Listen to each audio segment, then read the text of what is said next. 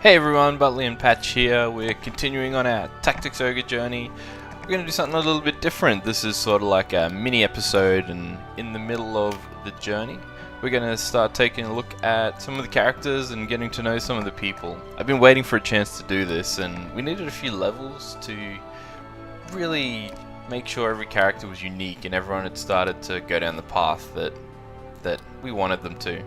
Anyway, I should introduce Patch, Mr. Co-host Patch. Hello. Hello. First up, we see Voltare. He's one of the first knights that we picked up. Ching. That's my little tracker of levels and things that I keep behind the scenes so I can remember who's what and who's who. Obviously the graphics are a bit just dodgy and slapped together. I didn't really pretty them up too much, but they serve the purpose. Unfortunately, they do appear to obscure the details that are meant to be on screen right now. Yeah, I wasn't. I'm still learning the recording / adding things, but this doesn't stay the whole time. I just wanted to show you that that's our whole team as well. That's kind of cool at this point in the story. He's the hammers guy. We probably need another hammers guy because Voltaire kind of tends to be slow and just walk and just heal a lot. So we must need like seems to be more of a tank than a fighter. Right, and you kind of need hammers because they have really unique crushing damage, and sometimes that's what you need. And then shing, this little thing that I put together, which I'm so proud of, which again is really dodgy, but I reckon it actually comes up alright. Good job, Voltaire. I think that's going to stay there for most of the episode. This is only a short episode, so I'm sort of just fumbling through it. We're just trying to make everyone a bit more familiar with our guys. Just going through some of the stats here, explaining how the Morning Star, sort of what it gives you compared to the normal hammer. So it gives him a bit of mind, which helps him with defensive magic, so it helps him like with accuracy of his heals and strength of his heals a little bit. I'm going to take a look at a little bit of the stats on the right hand side of the page too. You can just see how big an upgrade to the top line, like the attack damage and stuff like that, that the Morning Star is.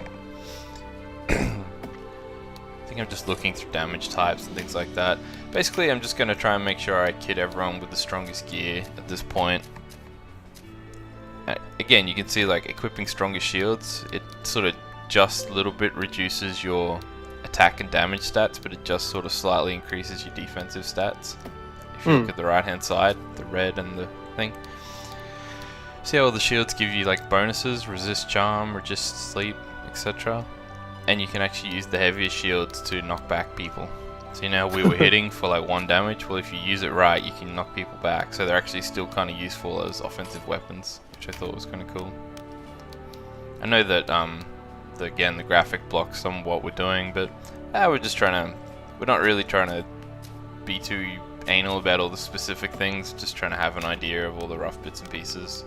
What I'm showing is, and you can't really see it, is we have boulder gear now, and I'm sort of showing why it's technically the best armor and helmets and gauntlets that we have, but I'm just showing why we can't upgrade with Voltaire, because a lot of it's like magic based, so it's not quite as tough. It gives you extra magic power, extra intelligence, things like that, and that doesn't really help him at all.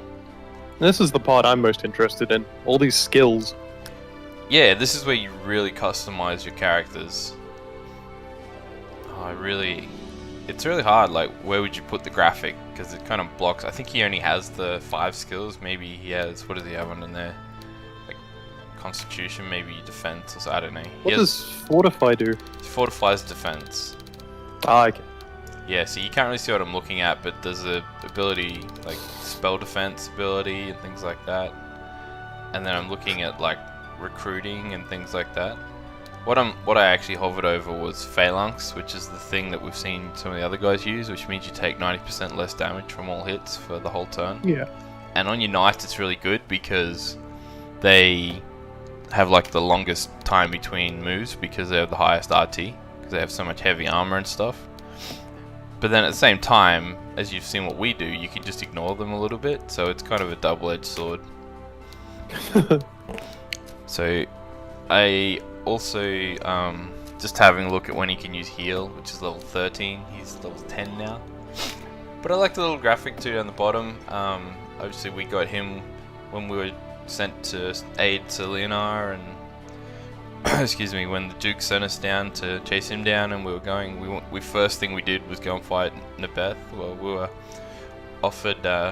Oh no, sorry, he was offered by Selenar when we saved them and his crew, because they wanted to continue to fight Nabeth, but Selenar's forces weren't strong enough, so he propped us up with Voltare and Sarah at the time. Yeah. And his story, I went and had a look. He's a noble from a noble family, so. and it says in the orange little description there, he's gonna be a tank more than anything else. He's got the hammers trait, but it's not gonna be the defining point of him. Anyway, that was a quick look at Voltaire. We're probably just gonna do a couple of these here and there, and hopefully it's interesting, and hopefully you get to know the characters. Thanks a lot, guys.